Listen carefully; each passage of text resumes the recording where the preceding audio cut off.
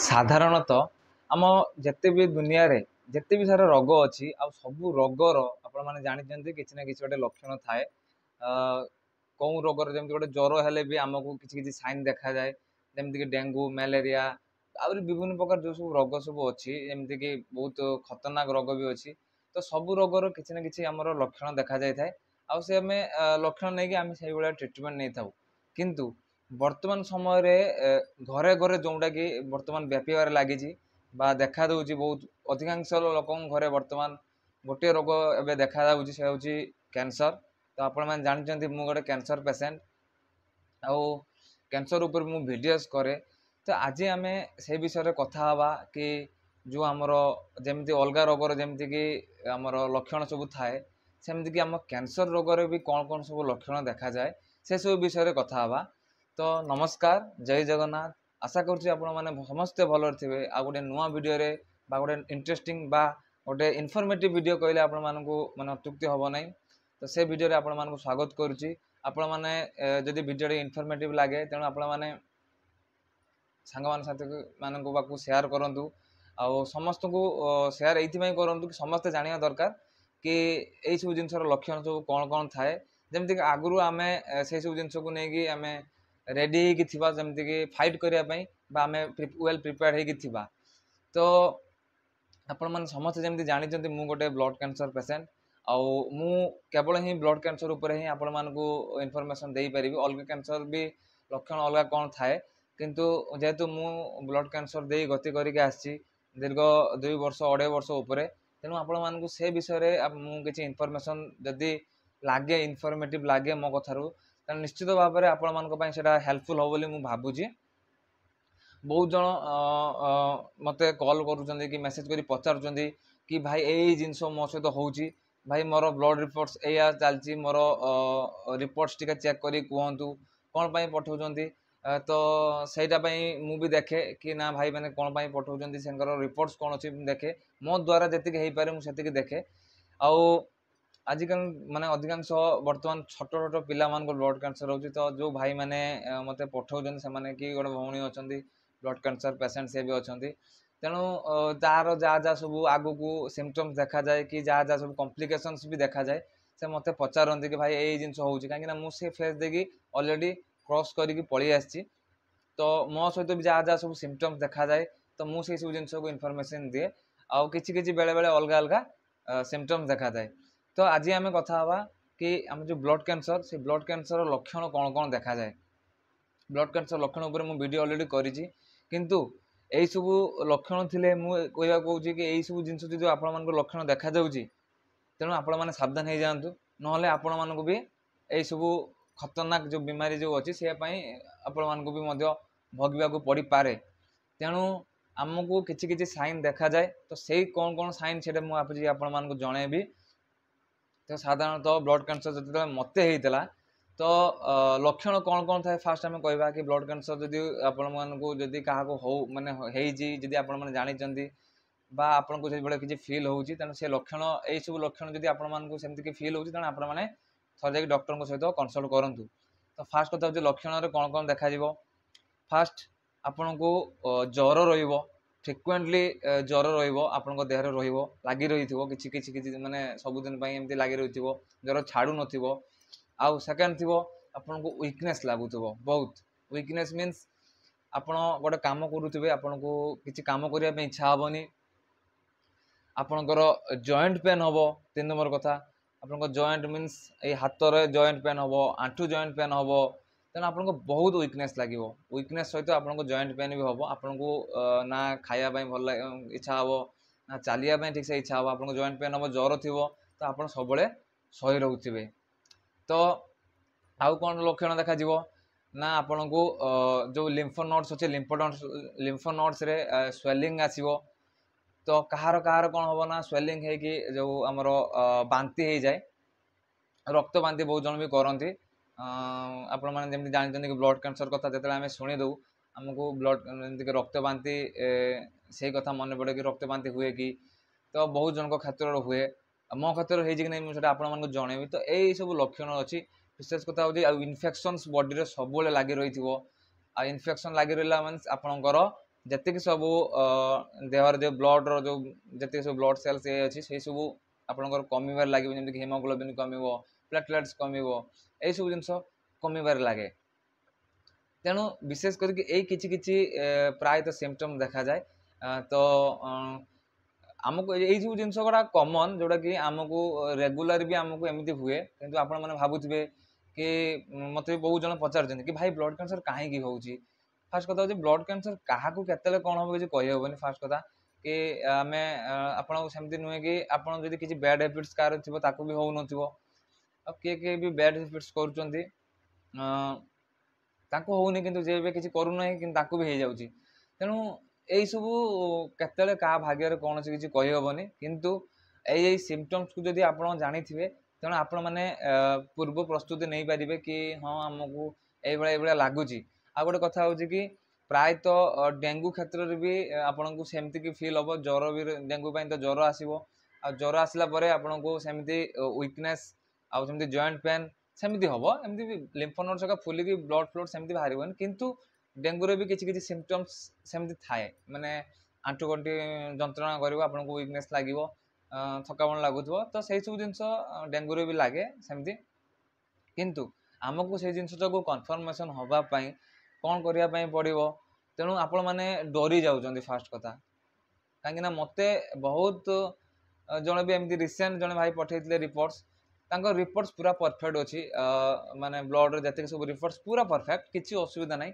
ସିଏ ଡରି ଯାଉଛନ୍ତି, କହୁଛି ମୋତେ ମୋ ମୋବାଇଲରେ ଦେଖିଲା ବେଳକୁ ମୋତେ ଲ୍ୟୁକେମିଆ ହେଇଛି, ମୋତେ ଲାଗୁଛି ମୋତେ ବ୍ଲଡ଼ କ୍ୟାନ୍ସର ହେଇଯାଇଛି। ଆରେ ନାଇଁ ଭାଇ, ତୁମର ବ୍ଲଡ଼ କ୍ୟାନ୍ସର ହେବା ପାଇଁ କିଛି ରିଜିନ୍ସ ଥାଏ। ଯଦି WBCର ପରିମାଣ, ହ୍ୱାଇଟ୍ ବ୍ଲଡ଼ ସେଲ୍ର ଯେଉଁ ପରିମାଣ ସେଠି ଯଦି ବଢ଼ିଯାଇଥିବ ତାହେଲେ ଆପଣଙ୍କୁ ଗୋଟେ ଚାନ୍ସ, ମାନେ ସେଇ ଜିନିଷଟା ହେବାର ଚାନ୍ସେସ୍ ଥାଏ କି ବ୍ଲଡ଼ କ୍ୟାନ୍ସର ପାଇଁ। ଆଉ ଏଇସବୁ ଜିନିଷ ବଡ଼ିରେ ଯେଉଁ ସବୁ ଲକ୍ଷଣ ଆପଣମାନଙ୍କୁ କହିଲି, ସେଇ ସବୁ ଲକ୍ଷଣ ଗୁଡ଼ିକ ଯଦି ଦେଖାଯାଉଛି ଦେନ୍ ଆପଣମାନଙ୍କୁ ସାଙ୍ଗେ ସାଙ୍ଗେ ଗୋଟେ ବ୍ଲଡ଼ ଟେଷ୍ଟ କରିବା ପାଇଁ ପଡ଼ିବ, CBC ଟେଷ୍ଟ। ଆଉ CBC ଟେଷ୍ଟର ମାନେ ଅଲମୋଷ୍ଟ ଜଣା ପଡ଼ିଯାଇଥାଏ କି ଆପଣଙ୍କ ବଡ଼ିରେ କ'ଣ କ'ଣ ପ୍ରୋବ୍ଲେମ୍ସ ଅଛି ବୋଲି। ଯଦି ହିମୋଗ୍ଲୋବିନ୍ ଆପଣଙ୍କର କମୁଛି, ଗୋଟେ ପୁଅ ପିଲାର ଯଦି 11 ମିନିମମ୍ 11-12 ରହିବା କଥା, ତ ତାହାଠୁ ଯଦି କମିକି ଯଦି 10 ତଳେ ଖସି ଆସୁଛି ତାହେଲେ ଆପଣମାନଙ୍କ ପାଇଁ ଗୋଟେ ରିସ୍କ ରହିବ ଗୋଟେ ପୁଅ ପିଲା ପାଇଁ। ତା ସହିତ ଆମର ପ୍ଲେଟଲେଟ୍ସ କାଉଣ୍ଟ ବି କମିଯିବ। ପ୍ଲେଟଲେଟ୍ସ ତ 1.5 ଲକ୍ଷରୁ 4 ଲକ୍ଷ ଭିତରେ ତା ରେଞ୍ଜ ରହିବା କଥା, ସେଇଟା ଯଦି ଆସିକି କମିଯାଇଥିବ, ଆସିକି ପହଞ୍ଚି ଯାଇଥିବ 60,000 70,000 ଏମିତି କମିଯାଇଥିବ କି 50,000, ଆହୁରି ବହୁତ ଜଣଙ୍କର କମିଯାଏ ବହୁତ। ତେଣୁ ଆପଣମାନେ ସେଇ ସବୁ ଜିନିଷକୁ ଟିକେ ନଜର ଦେଉଥିବେ। ଆଉ ଥାଏ ଆମର ଯେଉଁ WBC, ଯେଉଁଟାକି ଆମର ଇମ୍ୟୁନିଟି ସେଲ୍ ବା ଆମକୁ ଏ ସହିତ ଫାଇଟ୍ କରନ୍ତି।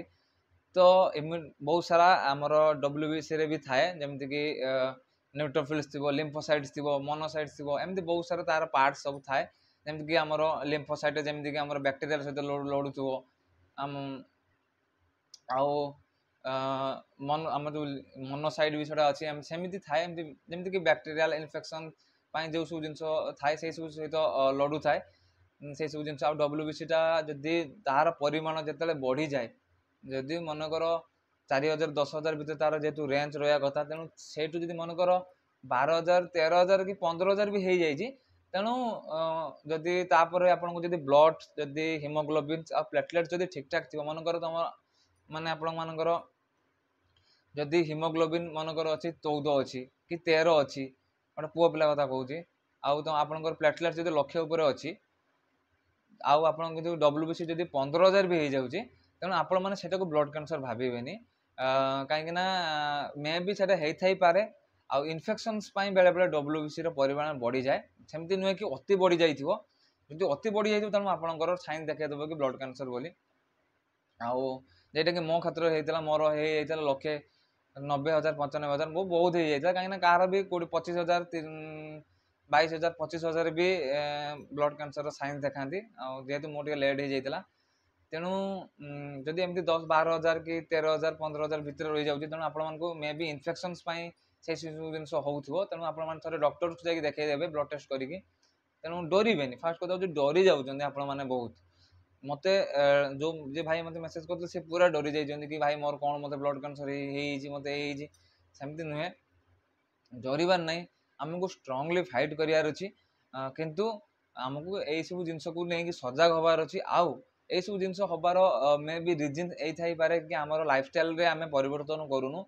कि आम जो लाइफ स्टाइल बंचुचु आम साधारणतः फास्ट फुड खाई दौचु बाहरिया खाଇବା खाऊचु यही सब जिनस हूँ रिजन्स हूँ कैंसर हबार सब मोस्ट इंपोर्टेंट रिजन यही सब जिनस आम फास्ट फुड बाहर जिन खाऊचु पोड़ा तेलर खाଇବା खाई दौचु आमर लाइफ स्टाइल को आम ठीक भाव में मेंटेन करूनु जहाँफल आम आज यही सब जिन बड़ बड़ असुविधार सम्मुखीन होगा पड़ुची केवल मु नुहे मु तो असुविधार होली मु आज आपण मानक जनाऊँगी एमती मो भली बहुत जन थे बहुत जन मीन्स एमती हजार हजार एमती पेसेंट थे कह घर फैमिली रही तेणु से बुझीपे से कष्ट को फिल करें तेणु से सब जिनस मु भाविली कि आपण मानक इनफर्मेशन देवी आपण मानक यही सब जिनस भाविली गोटे इनफर्मेटिव लगे आपण मानक आपण मैंने भावुवे कि मोर कौन कौन सिम्पटम्स देखा मोर केवल यही आमर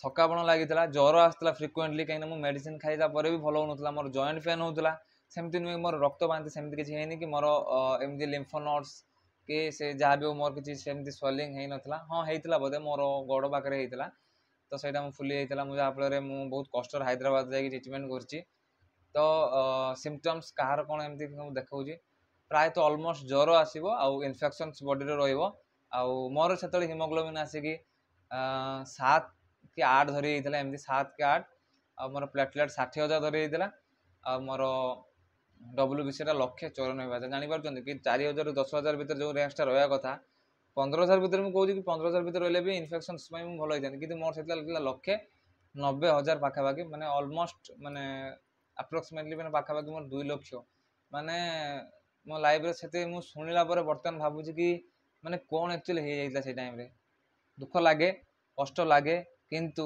आमको आग को फाइट करिकी बढ़िबार अच्छी आमको सब जिनस को मैनेज करिवार अच्छी आमको माइंड सेट करिवार अच्छी कि ना मते यही सब जिनस जदि हेची मते आग को बढ़िबार अच्छी कहीं बर्तमान घरे घरे जेहेतु कैंसर बाहर तेणु आमको पूर्व सजग हबार अच्छी आमको आम लाइफ स्टाइल मेंटेन करिवार अच्छी तेणु सब जिनस करिवार अच्छी तेणु जो माने जो भाई माने देखुचंती मो वीडियो जदि आपन घरे क्या सेमती सिम्पटम्स देखा जाउची तेणु तुरंत डरंतुनी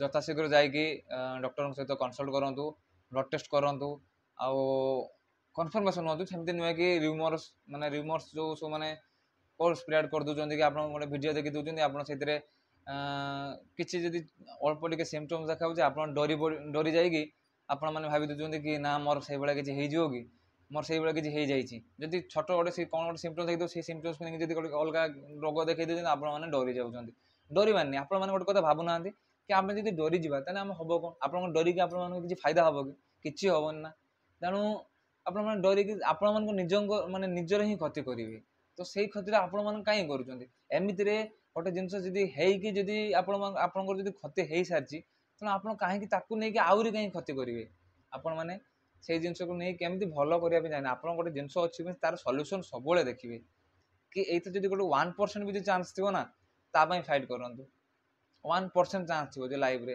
कहीं मुझे देखी मु कौ जगार फेरी से मुझे जानी मु जो कष्ट पाई से मुझे आपण मानक से इनफर्मेशन दे पारुछि कि ना मत यही जिन मुझे कष्ट फेस करके आसी मुझे चाहूनी आपण मैंने से कष्टा फेस करूँ बोली आपण मानक जमी लेट न हो जाऊ तो से मुझे चाहूँगी तेणु या भाविली आपण मानक इनफर्मेटिव लगे ये जिनसटा ये जिनस सिम्पटम्स देखा जाए यही जिनस ब्लड कैंसर देखा जाए जदि आपण मानकर किसी डाउट्स थी तो आपण मैंने निश्चय भाव में कमेंट बॉक्स रे आपण मैंने कमेंट करूँ मुझे सहित रिप्लाई करी ना आपण मैंने कमेंट करेंगे मुझे नेक्स्ट वीडियो में मुझे किसी इनफर्मेटिव आउ गोटे वीडियोस मुझे चेष्टा करी आउ गोटे नेक्स्ट वीडियो में आपण मानक आउ गोटे इनफर्मेटिव वीडियोस देवी तो जोटापी आपण मैंने निश्चित भाव में शेयर करेंगे बोली मुझे आशा भावुँ कहीं से जिनसा जाना भी दरकार बहुत जन मन में बहुत सारा जिन कन्फ्यूजन थाए कहीं आम जिनस को भावी दौ कि गोटे कैंसर पेसेंट मैंने से मरीज समस्ते भावी दिखती कि कैंसर पेसेंट मीन्स मरीज ना गोटे कैंसर पेसेंट भी फाइट करेंगे जानते गोटे कैंसर पेसेंट भी भल होगी आसवा भी शिखी तेणु आम मैंने जेहतु जेहतु कैंसर पेसेंट तेणु आम जो बर्तमान ट्रिटमेंट पीरियड अच्छु आम सर्वाइव करुचु तेणु आम जी पार्चु आपण मानक भी इनफर्मेशन दौचु तो आपण मैंने भावुँ से आपण मैंने से सब जिनस जो सब कम भूल कम जो कर सब कम करतुनि तेणु आग को बढ़ु खुशी रहा चेष्टा करूँ बास आ गए नेक्स्ट वीडियो आपण मानक से विषय इनफर्मेशन देवी आपने आशा करुँ आपने से जिन सेयार करेंगे बहुत प्रचुर मात्रा सेयार करेंगे कहीं लोक मान पाखे पहुँचा दरकार आ लोक मैंने से विषय अवगत हवा दरकार तेणु देखा गोटे नेक्स्ट वीडियो रे रही धन्यवाद जय जगन्नाथ।